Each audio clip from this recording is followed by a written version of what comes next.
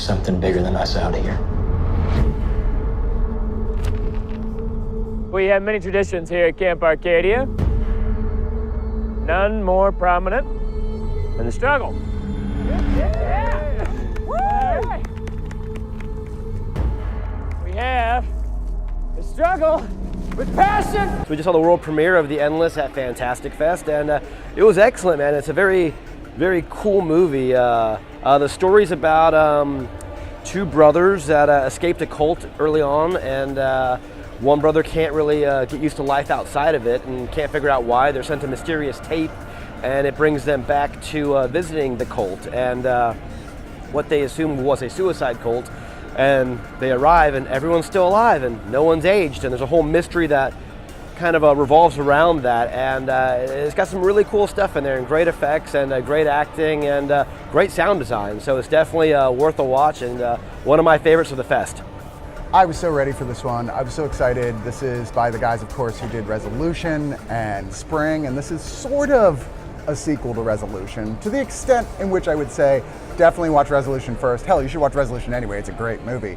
But the way it ties into this is kind of genius, building like the only really tiny indie horror shared universe world I think we've seen yet.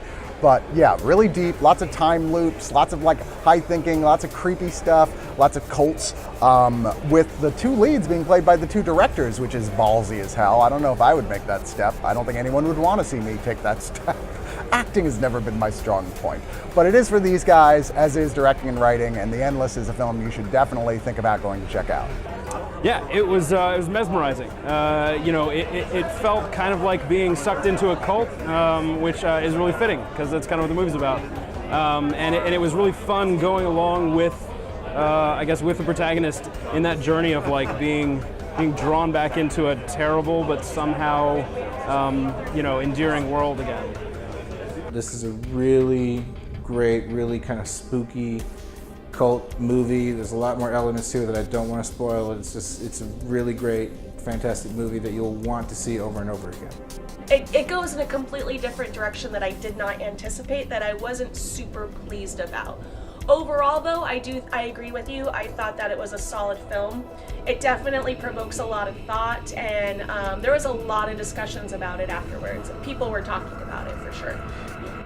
Benson and Moorhead, nobody is doing anything that touches what they do when it comes to cerebral but approachable and fun genre work. This, like Spring, like Resolution, I don't think anybody is even in, it's not even in their league.